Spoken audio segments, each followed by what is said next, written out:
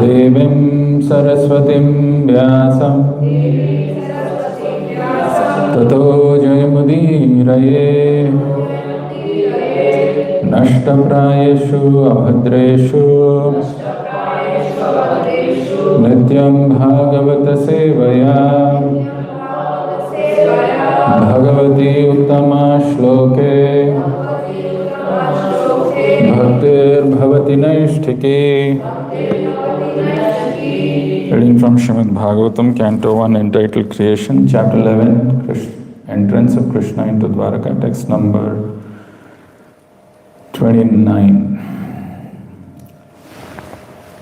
Taha Putram Ankam Aropya Tah Putram Ankam Aropya Snehasnuta Payodharaha Snehasnuta Payodharaha Harsha Bivvalitatmanaha Harsha Bivvalitatmanaha Sisuchir Sisichur Netrajaihi Jalaihi Sisichur Netrajair Jalaihi Taputram Aropya Snehasnuto Payodharaha Harsha Vipvalitatmanaha Sisichur Netrajair Jalaihi Taputram Aropya Snehasnuta Payodharaha Harsha Vivvalitatmanaha Sisichur Netrajair Jalai Taputram Aropya Snehasnuta Payodharaha Harsha Vivvalitatmanaha Sisichur Netrajair Jalai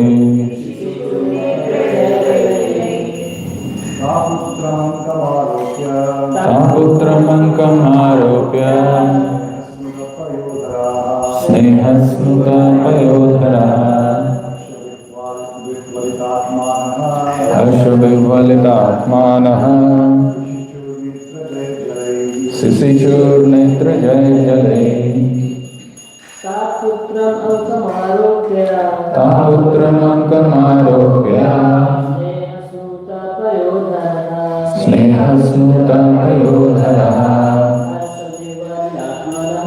Harsha Vivvalitatmanaha Sisichur Netrajair Jalai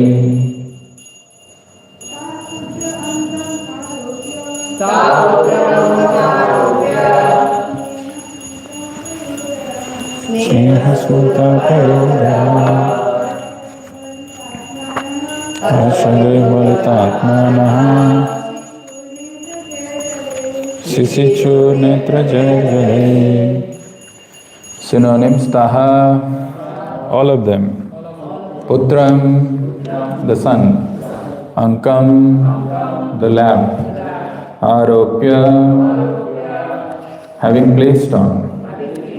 Snehasnuta, moistened by affection. Payodharaha, breasts filled up. Harsha, delight. Vivvalitatmanaha, overwhelmed by. Sisichuhu, wet. Netrajaihi, from the eyes. Jalaihi, water. Translation and purport by His Divine Grace, A.C. Bhaktivedanta Swami Srila Prabhupada. The mothers, after embracing their son, sat him on their laps. Due to pure affection, milk sprang from their breasts They were overwhelmed with delight, and the tears from their eyes wetted the Lord. Translation with repetition. The mothers, after embracing their son, sat him on their laps. Due to pure affection, milk sprang from their breasts. They were overwhelmed with delight, and the tears from their eyes wetted the Lord. Purport by Srila Prabhupada. When Lord Krishna was at Vrindavan, even the cows would become moistened by affection towards him. And he would draw milk from the nipples of every affectionate living being. So what to speak of the stepmothers, who were already as good as his own mother. Thus ends the wonderful transcendental Bhaktivedanta purport. Om Ajnana Timirandhasya Ajnananjana Shalakaya Chakshurunmilitam Yena Tasmai Shri Gurave Namaha. Nama Om Vishnu Padaya Krishna Prasthaya Bhutale Srimate Bhakti Vedanta Swaminiti Namine. Namaste Saraswate Deve Gauravani Pracharine Nirvishesha Sunyavadi Paschatya Deshatarine. Jai Shri Krishna Chaitanya Prabhu Nityananda Shri Advaita Gadadhara Shri Vasadi Gaura Bhakta Vrinda. Hare Krishna Krishna Krishna Hare Hare Hare Rama Rama Rama Hare Hare. Mukam karoti vachalam bhangam landhayati girim yat kripatamam vande Shri Guru Dantani Paramananda Madhavam. Hare Krishna. So I'd like to welcome each one of you for this Sunday morning Srimad Bhagavatam class. Very powerful verse, very nice verse we have. And as we are seeing in this section, the previous verse, it says, Pravishtas tu graham pitro parisvakta swamatrabhi bhavande sirasa sapta devaki pramukha muda. Pravishtastu griham pitro. We've been seeing in this section of Srimad Bhagavatam how Lord Krishna is entering into Dwaraka, and the minutest details is being given in Bhagavatam, starting from the scene where Krishna entered and heralded his presence by sounding the conch shell, and Bhagavatam mentions how that conch shell became reddened and how the Dwarakavasis, they ran with great eagerness to see the Lord. Not just ran, how they have decorated their streets, how they have decorated their individual homes, and how the Lord is stopping at every point to reciprocate with them, and how the women from the terrace, they are looking at Krishna's entering, and with great affection they are talking about Krishna's pastime. And now Krishna is entering into the house of his own, his own house, his palace. Pravishtastu griham pitro, his father's house. Parisvaktaha somatrabhi. And does anybody know how many wives Vasudeva had? 18?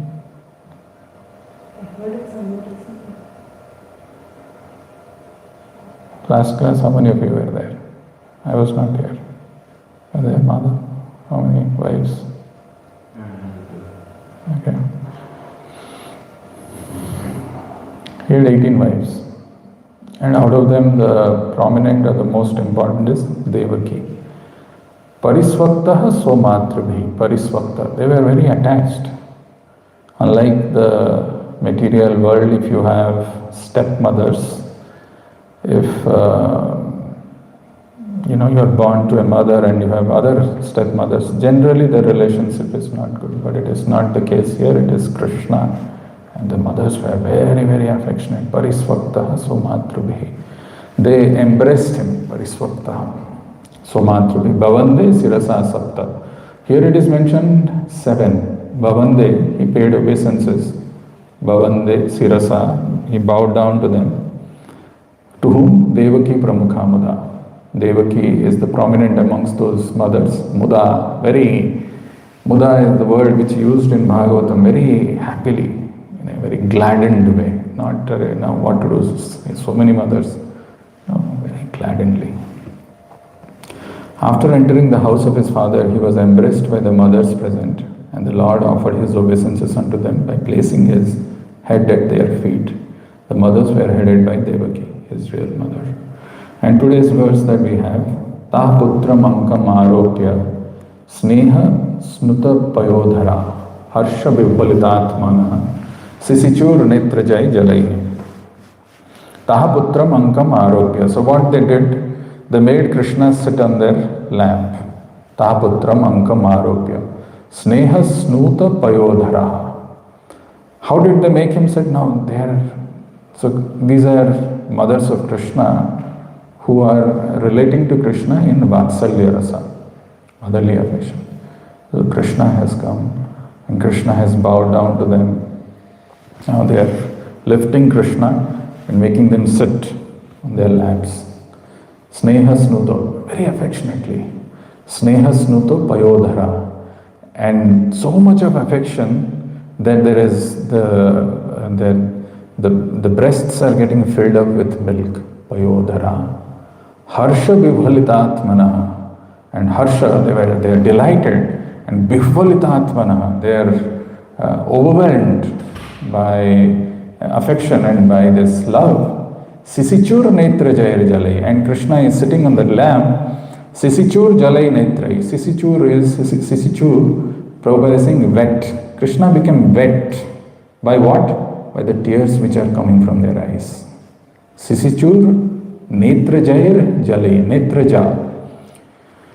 Netraja means born out of netra. Produced out of netra. We say, yehi samsparshaja. So born out of the contact.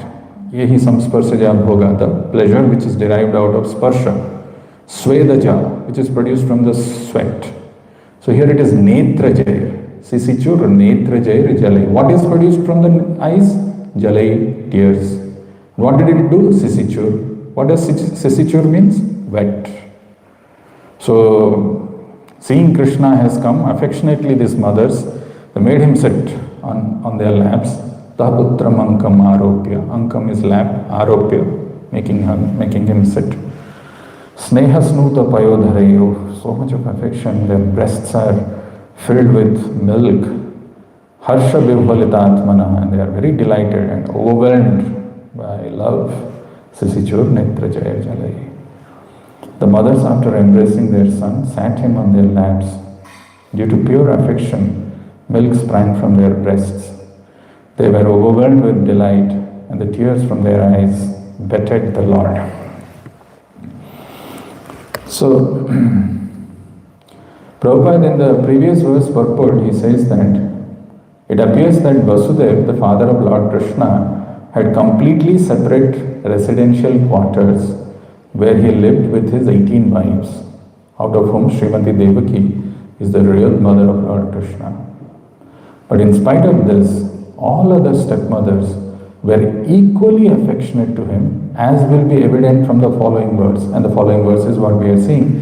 So it's a plural where all the mothers, they are having the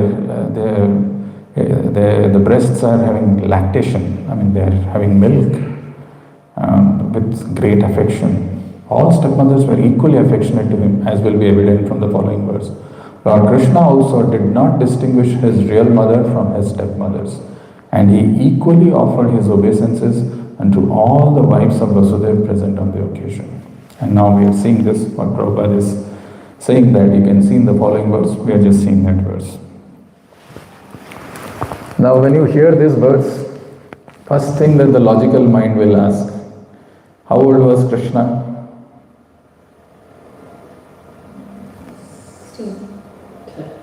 No. What was his actual age in material world? How many years he had spent? After the 125.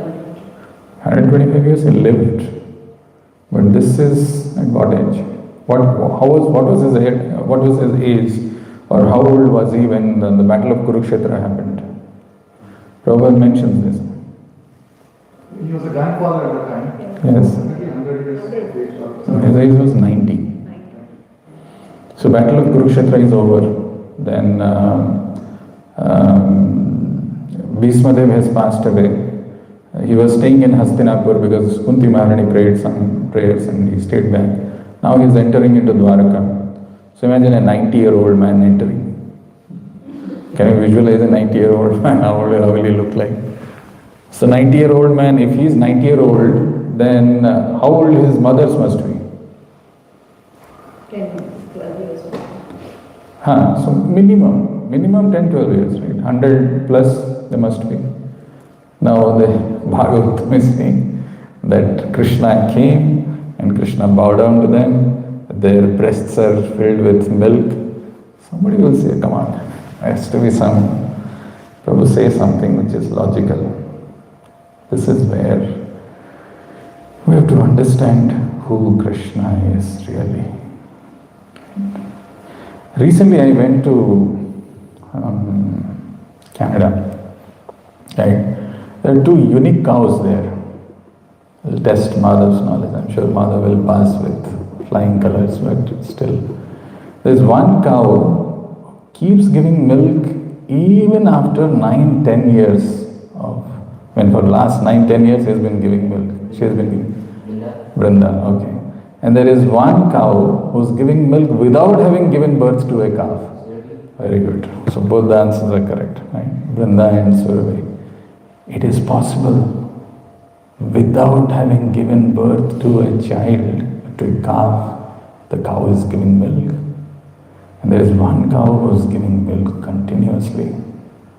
Before we start even doubting certain things, first we need to understand who the Supreme Lord is. Inconceivable. Actually, as Mataji said, Lord never grows old beyond 16 years. He's still 16 years, and his mothers, to enjoy that Vatsalya Rasa or the motherly affection, they also don't grow. They remain there, so that the exchange of rasa is continuous.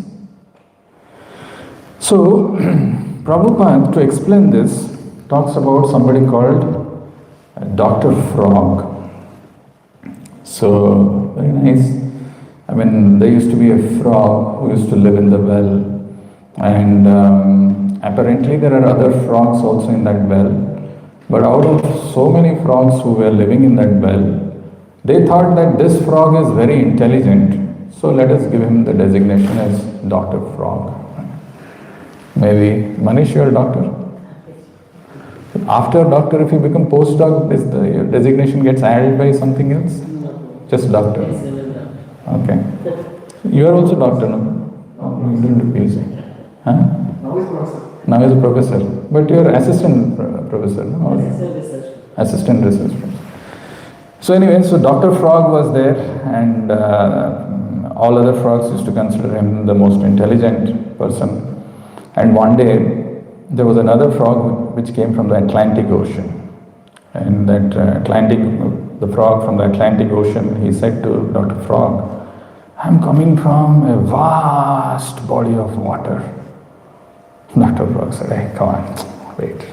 Vast body? This well, how big is this well? Okay. So your well, your vast body of water, maybe 2 times of this? See, the other frog is saying, no. Big, very big. Saying, very big, okay, maybe 3 times. So the other frog is saying, no, not 3 times, much bigger. He's saying, okay, 4 times, 5 times. The other frog is saying, 1,000,000 times.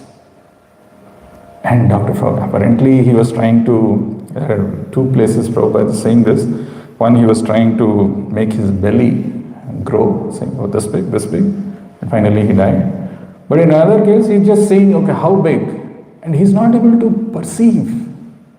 Something similar to that happens when it comes to talking about the transcendence of the Supreme Lord. With the tiny faculty of mind, intelligence and senses that we have, incomprehensible. We can't understand this. So the transcendental Supreme Personality of Godhead is very difficult to fathom through our material vision, material tiny intelligence, material mind. It's impossible.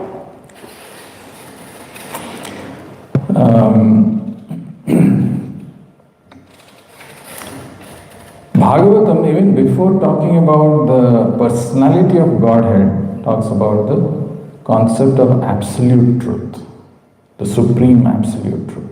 Everybody in this world, they are searching for truth. Truth which is distinguished from all lies, from all imperfections. We want to know and we want to understand that supreme absolute truth.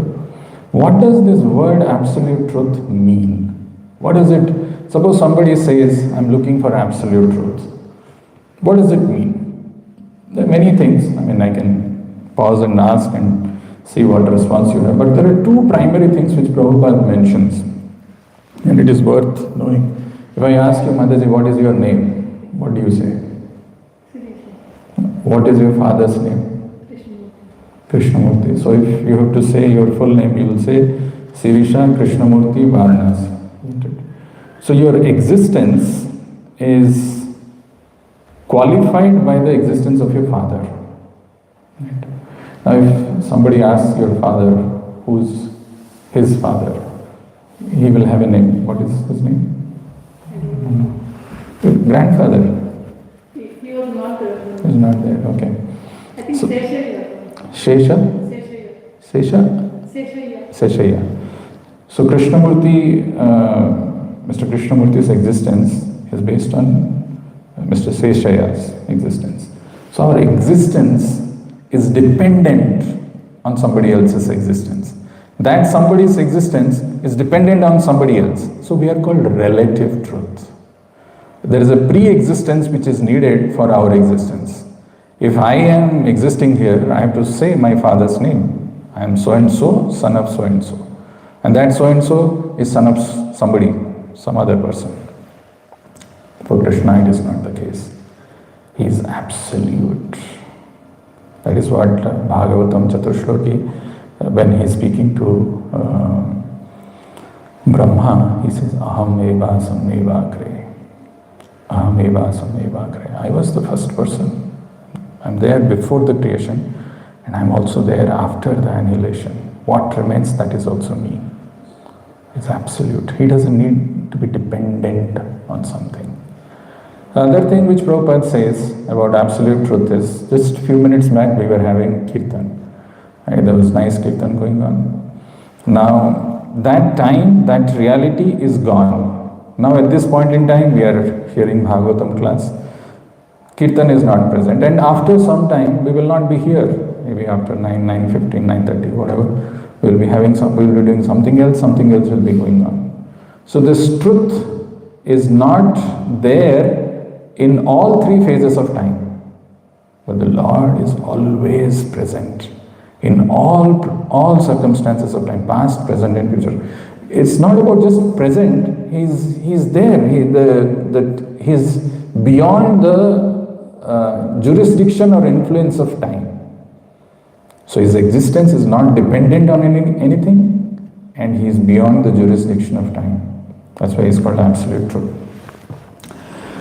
Another thing, so P is the person, His existence is, there is no pre-qualification or there is no pre-existence which is required for Him, and the T is the time. And then I have written PPR. Another thing which Bhagavatam mentions is the absolute truth is a person. Absolute truth is not some abstract thing. It's a person. Satyam param dhimahi. Janmadasya yato anvayat itaratas chartheshu abhigya swarat. Abhigya, he is all-knowing. Swarat, he is independent. He is a person, that supreme absolute truth. Now what does it mean when he is a person? What it signifies? One very interesting and important characteristic of a person means he is always seeking pleasure. Person means he is seeking pleasure. Like if you see all of us, we have come here, probably we want to hear something and there is some pleasure in that. If I understand that intellectually, something is there. That's why I am here. Jagatpurusha came, he didn't sit on the floor, but he chose to sit on the chair so that he is comfortable. We don't want to stay in a state where we are uncomfortable. Nobody wants to be in a painful state. We want to change that. So person means he wants pleasure. Immediately. Somebody maybe he's taking some austerity. Definitely the goal is in future he will get some pleasure out of it. So person means he's pleasure seeking, and pleasure means it has to come in relationships. It cannot, you lock a person in a room the whole day and you don't give him any newspaper, nothing else, no phone, no this thing, just be there. Nobody can live like that. And especially in this modern world where we are so distracted in our mind stuff. So we need relationships. These are all things Prabhupada explains very nicely.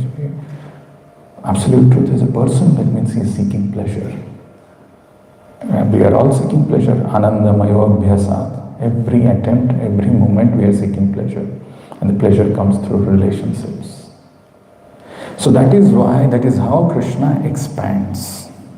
Some are his plenary expansions, almost like him. Some are, all of us, like fractional expansions.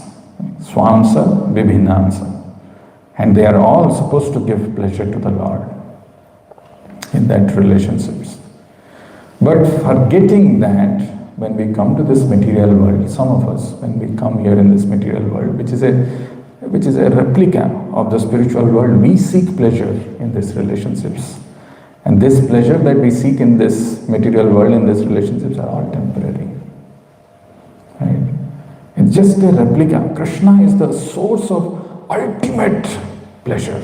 Ultimate. He's the Raso Vaisa. He's the source of all mellows. All things are coming from him.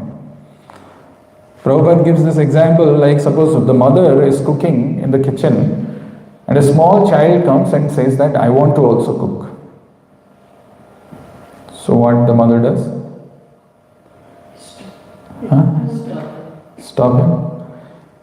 Then she is worried if the child comes, maybe a sharp knife if the child is going to use, or the fire, it can hurt him.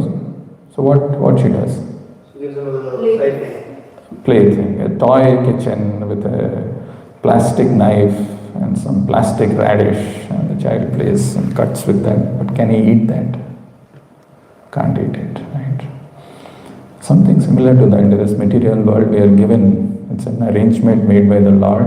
Okay, you want to enjoy, you want to be independent, and you want to experience those rasa. Here is a glimpse what you can do. But it is all temporary, it's not permanent. So this is what is the understanding of absolute truth as given by Srila Prabhupada. And Krishna is unlimited source of pleasure, unlimited. 2 days back there was somebody who was asking me, why Krishna married 16,108 wives? And people get bewildered by that number, isn't it? How often I hear this question. As if, just one wife itself is so difficult. 16,108 wives. Prabhupada, in one of the places, he says, actually, Krishna can marry 16 million 1,008 wives, 16 trillion 1,008 wives. It's not impossible because Krishna is unlimited. But that understanding of Krishna, the absolute truth, who's independent, who's not under the jurisdiction of time, place, and circumstances, and who's eternal source of pleasure, it cannot be perceived by our material senses. It cannot be. So we question this thing, 16,108 wives. Oh, he can have 60,108 wives, he can have 16,108 gopis, and yet he can remain detached. Sometimes we wonder if Krishna is going to be the enjoyer. Like yesterday we were having this discussion on Bhagavad Gita verse 14. And this idea that Krishna is the enjoyer is very difficult to understand. Suppose, for example, you think, there is a school teacher who's deciding, like, let's take all these children for a picnic. So he's planning, he's carrying some food items, he's thinking what games to be played, and they go to some place, actual place of picnic, which is a nice serene place, and they are enjoying themselves, they're playing there, they're doing everything. All has been orchestrated by the teacher. All planning, everything has been done by them. Even though the children are going there, they have not done anything. Does it mean that they are not enjoying? They are also enjoying. So when we engage in the service of the Lord, it's not like we are deprived of the enjoyment. Oh, we enjoy even more. That story of Hitopadesh which Prabhupada says, where he says that one day the bodily limbs, the bodily parts decided to go on a strike. The legs, the hands, all the senses, everybody decided, let's go on a strike. Legs saying, I'm walking so much of hard work I have to do. Standing, doing all these things. Hand said, I'm cutting vegetables, I'm cleaning the garden, I'm doing all these kind of things. A lot of hard work I'm doing. And all after that, what happens? We bring food, then we cook it, and we put it in the mouth, it goes to the stomach, and that useless stomach doesn't do anything and he's enjoying. Let's go on a strike. So they went on a strike. After 2 days, one leg is talking to the other leg. In the story they can talk. Are you feeling weak? The other leg saying, yeah, stuff. This whisper could be heard by the hands, and the hands are also saying, we are also feeling weak. So then the stomach spoke. What did the stomach say? It said that when the food comes to me, when you put the food inside me, all of you will get nourished. All of you will get nourished. If the hand or the palm takes a rasgulla and decides not to put it in the mouth or to the stomach and tries to squeeze, can never enjoy. Real enjoyment lies in serving Krishna. Because he is the original Purusha. Where in Bhagavad Gita it is mentioned Krishna is the Purusha?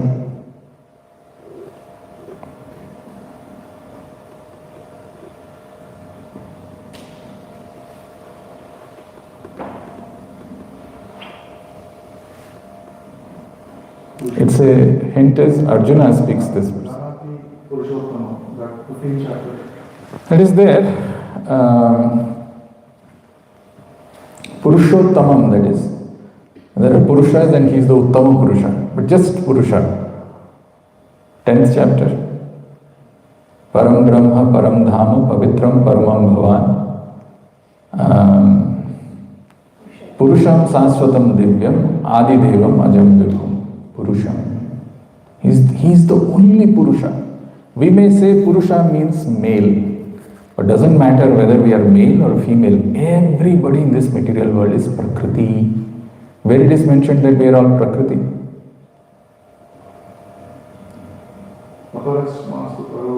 Aparamitastovanyam Prakritim Vidhi Me Para. This is 7th chapter, 5th verse. After having spoken about Bhumiraponalal, Vayu Kam Manobuddhi Revacha, Ahankara Ityam Bhinna Prakriti Rashtata. Krishna says that. Aparayamitastvanyam Prakriti Vidhi Me Param. So we are all Prakriti. Prakriti is supposed to engage in service. We are predominated. And by doing that, we will be happy. But as long as we are trying to become enjoyer, like the hand trying to squeeze the rasgulla, we'll be frustrated. If you see the sequence of events which are given in this 11th chapter, you can see the intensification of emotions, how it is leading, and everybody is surpassing in terms of their devotion, in terms of their absorption to the previous one. It has come all the way to the mothers of Krishna who are, actually they are having lactation of their breasts, and they are with Bifalita, they are overwhelmed seeing Krishna. How do we develop that? Or is it something exaggeration, something which is given in Bhagavad Gita, which is just meant for somebody? Why we are not experiencing that?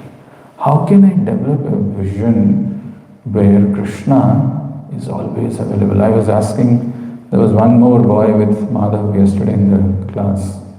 We discussed for half an hour, 45 minutes, and I asked him to share this thing.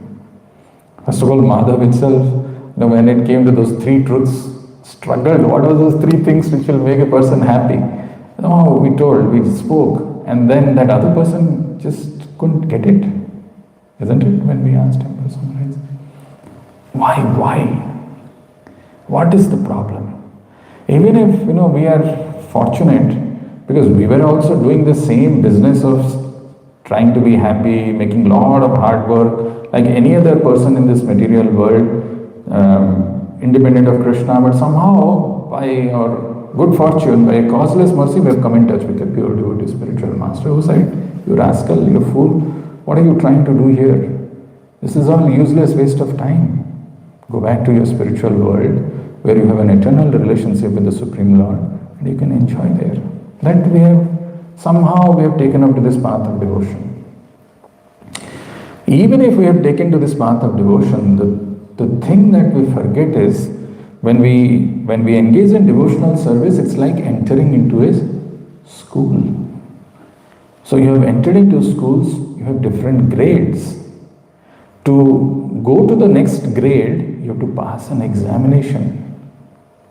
Many of us, we get stuck in one class. Devotion ho raha hai. That is not true.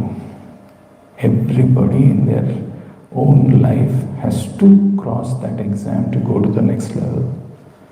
Sometimes what happens is people think that they have taken to the process of devotion. This is what I can do. This is the chanting I am doing. That's it. In one place, Prabhupada says, the real trick of Maya, the way Maya tricks every one of us, you work hard today you take care of your material problems, you sacrifice a little, you make some adjustments, tomorrow you'll be happy, tomorrow your situation will be all right.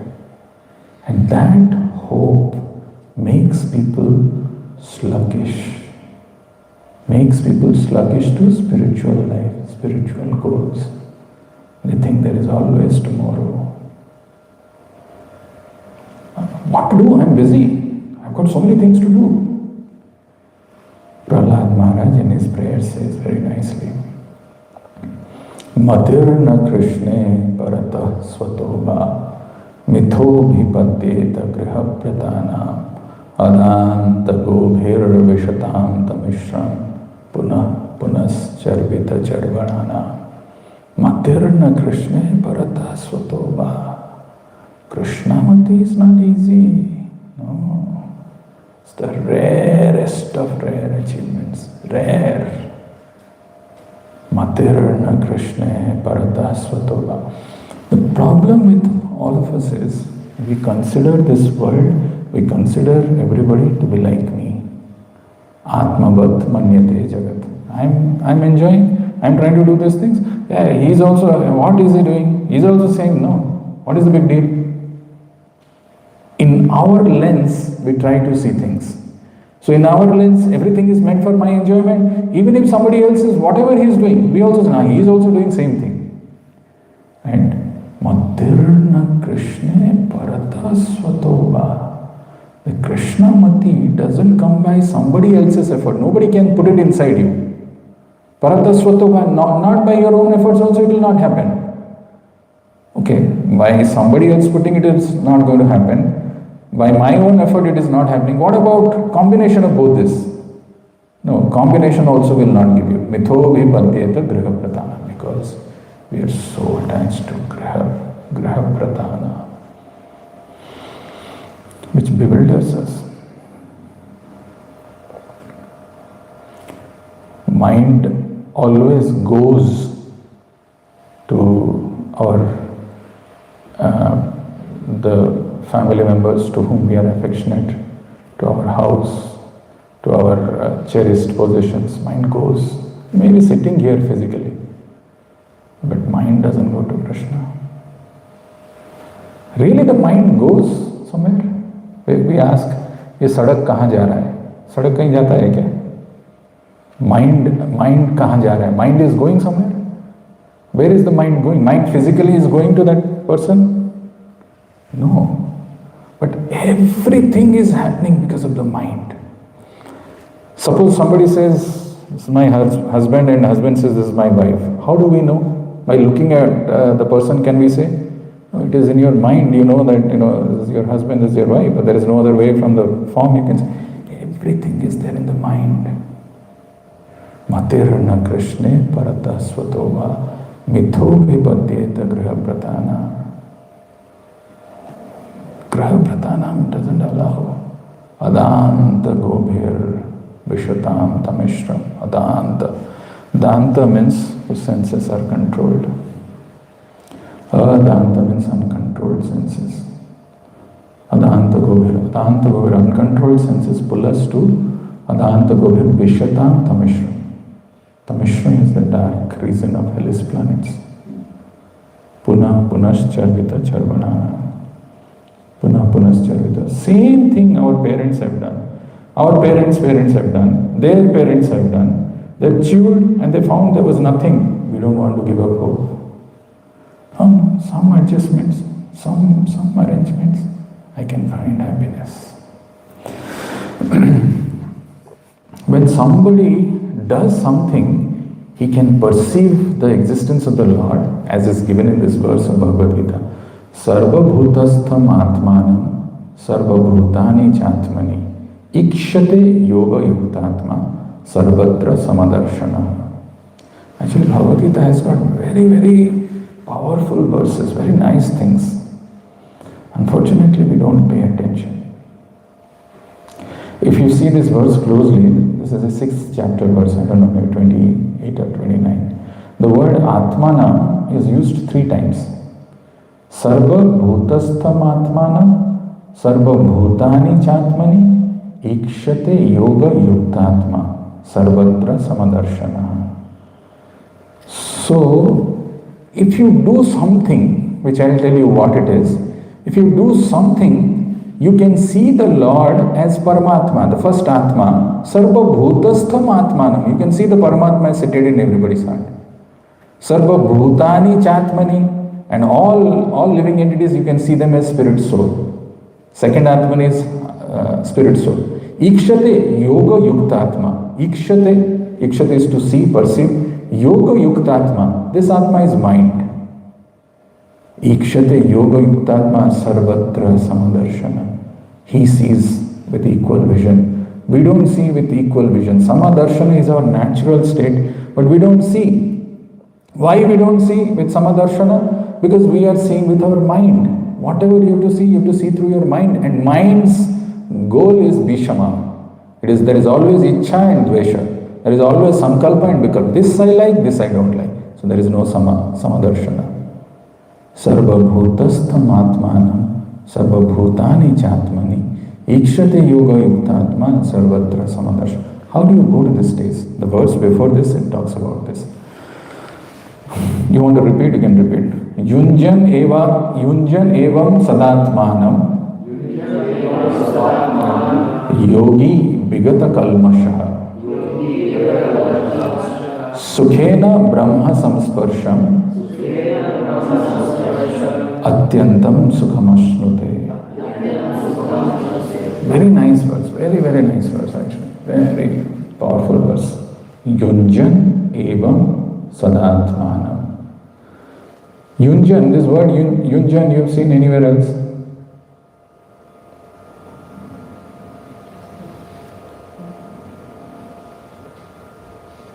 They say generally you should give 7 seconds before you give up and give the answer. Because the mind requires that much of time. Okay, hint is 7th chapter. 7 seconds, 7th chapter.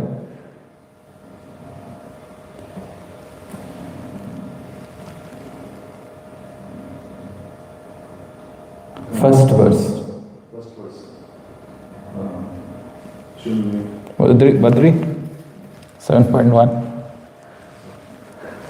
Shri Bhagavan Uvacha Maya Sakta Manah Partha Yogam Yunjan Madashraya Asamsayam Samagram Ma Yatha Jnasya Sitashya. Maya Sakta Mana Partha Yogam Yunjan Madashrayas. What is this word Yunjan? Yunjan means was practicing. What is he practicing? Evam, which is given before. Yunjan Evam. I'll tell you what is that given before. Sada. Sada is always. Who's always practicing. Yunjan Evam Sadatmanam. Yogi Bigatagal.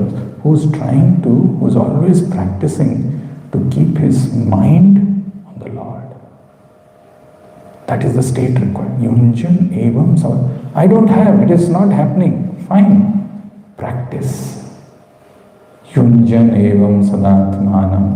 Yogi Bigata Kalmasha. Kalmasha is all the impurities, or Prabhupada says it is sins. They are there. They are not gone. It doesn't go. Externally, just because we are wearing a robe, some devotee dress, doesn't mean that internally we become pure.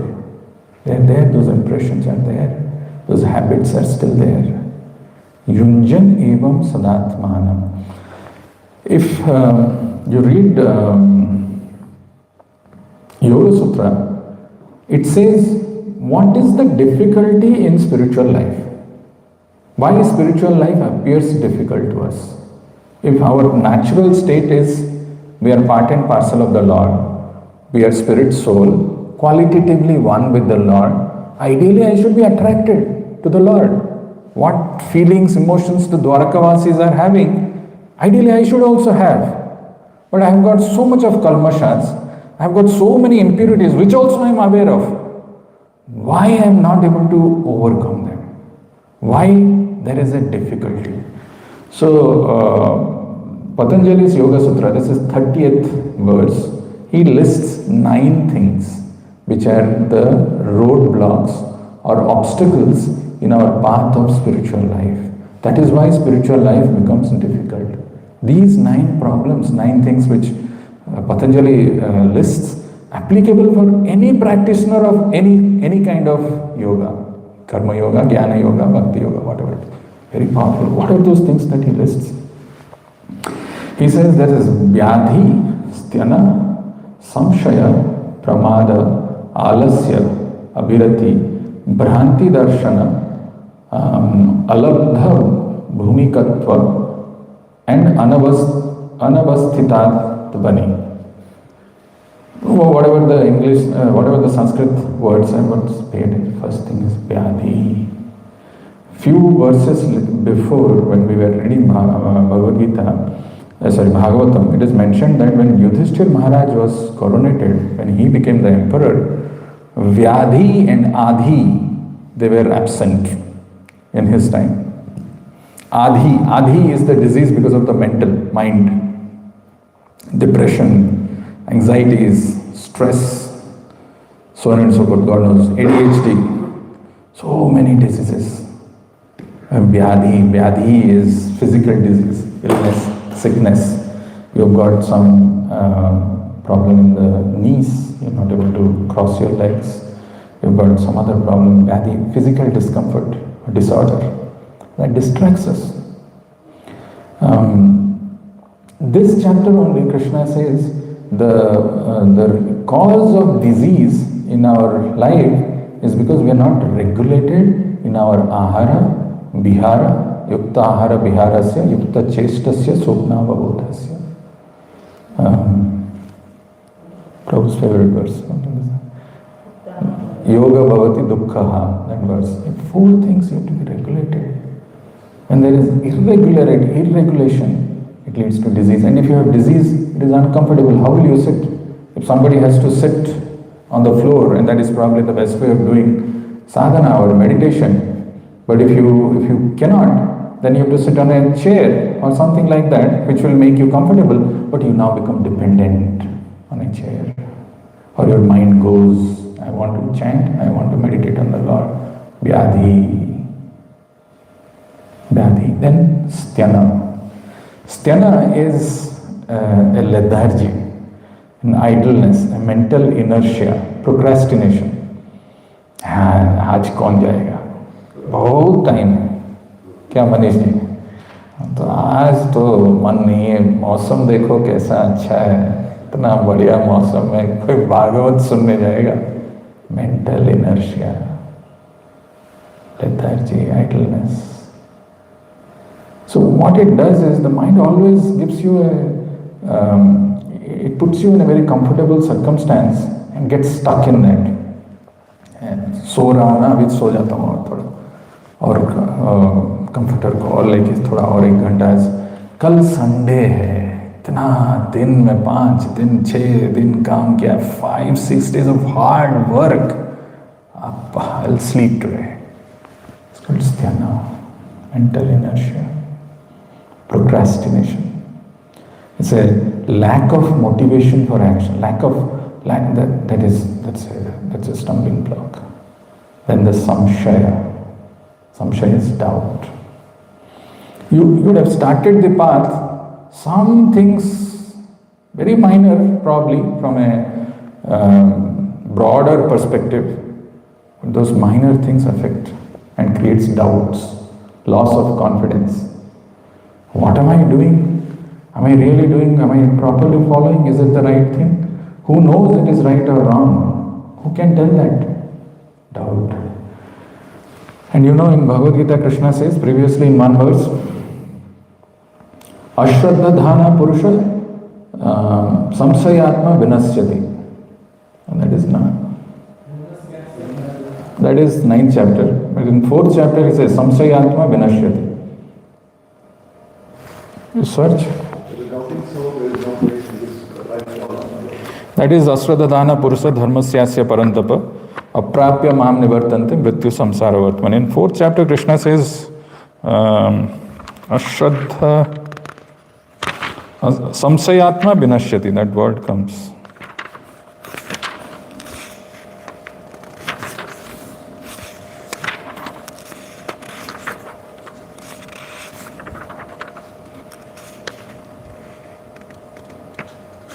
Agyascha asradadhanascha 4.40 Agyascha asradadhanascha samsayatma vinashyati. That's Sadhgir Bhaktir vinashyati, right? That word vinashyati. He falls back, doubting soul. Actually our life is it's such a fragile this thing, so delicate that thread is. It can snap any moment because of all this. It's how fortunate we are that we have gotten this, but how easy it is to, let go of everything, all these good things that are coming to us. So this is samshaya, doubt. You start doubting, wow, what am I doing? Oh my God. No, I have got responsibilities, I have got duties, I have got so many other things to do. My family members, relatives, I have to work hard, I have to take care of my family, I have to earn money.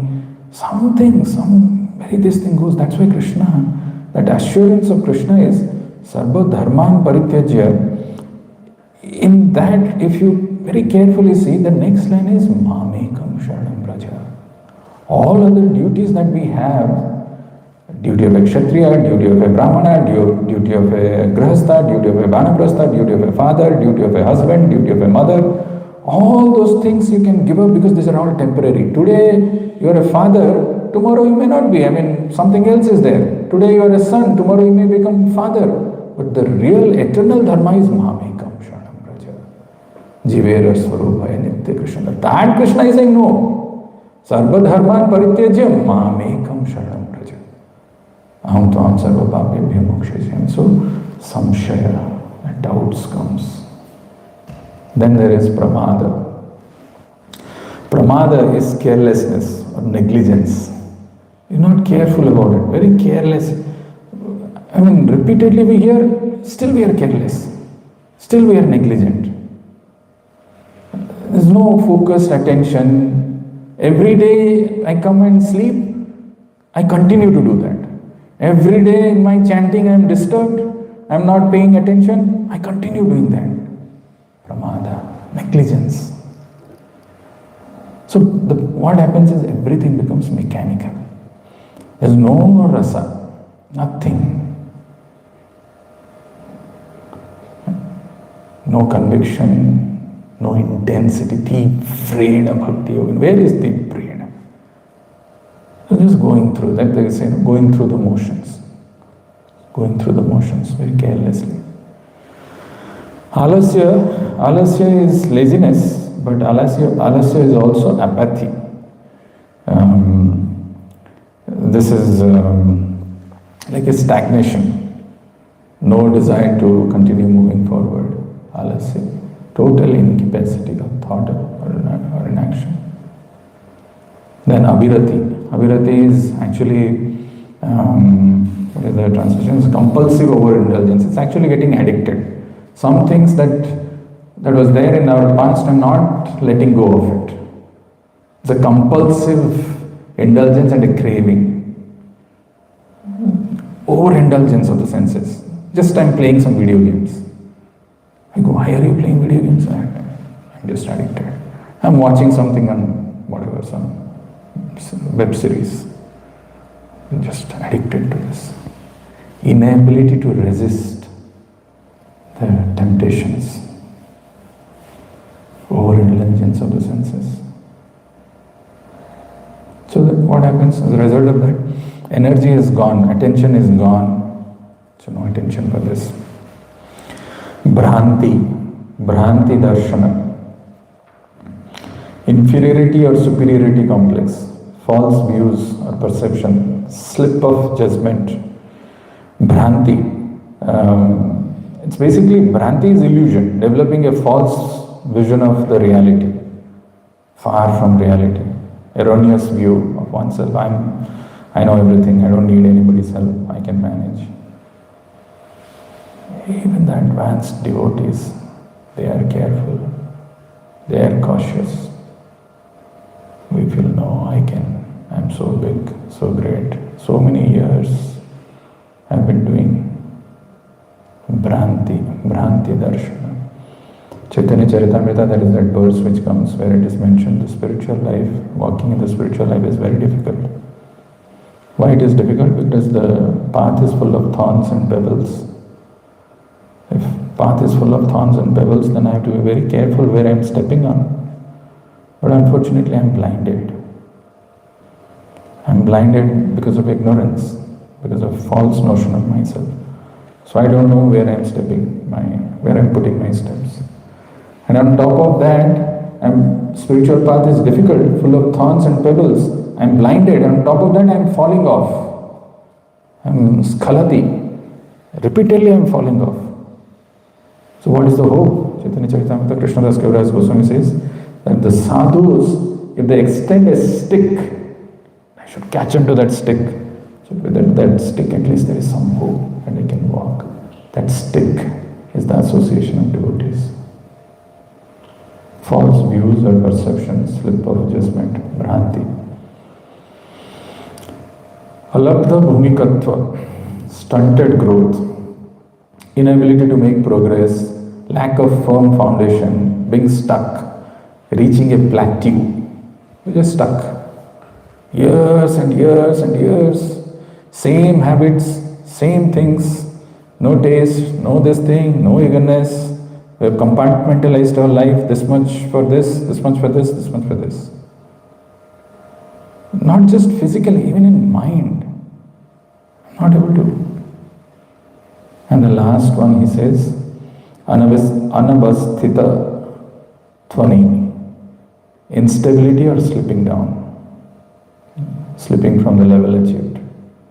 Because of all the other 8 things, we slip down. We want to make progress, but we have gone back. Falling back into some old habits, losing spiritual progress that was already made, or something like that. These are the 9 things which prevent a sadhaka in making progress. That's why Krishna is telling yunjan evam sadatmanam. Yunjan, practice. In 18th chapter, when Krishna speaks about the most confidential knowledge, after having spoken about so many things, what is Krishna saying in 18.60?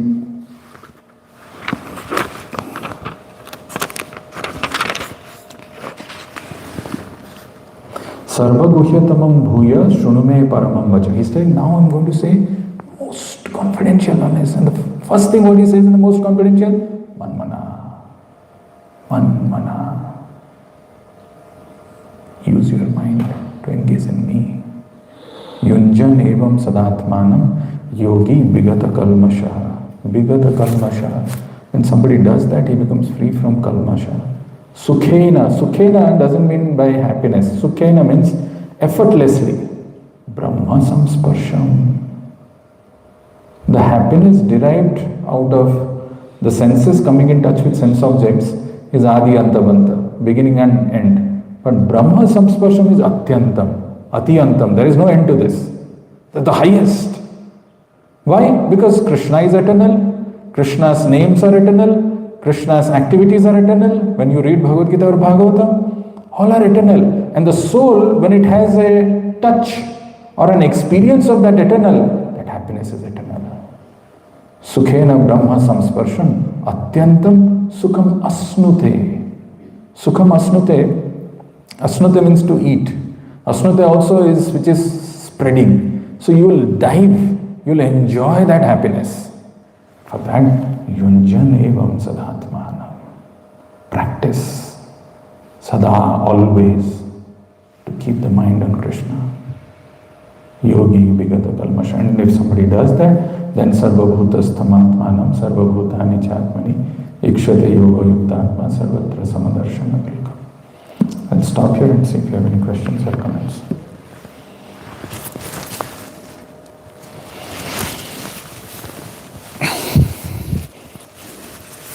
ग्रंथराज Shrimad Bhagavatam की, श्रील प्रभुपाद की, निताई गौर प्रेमानंद।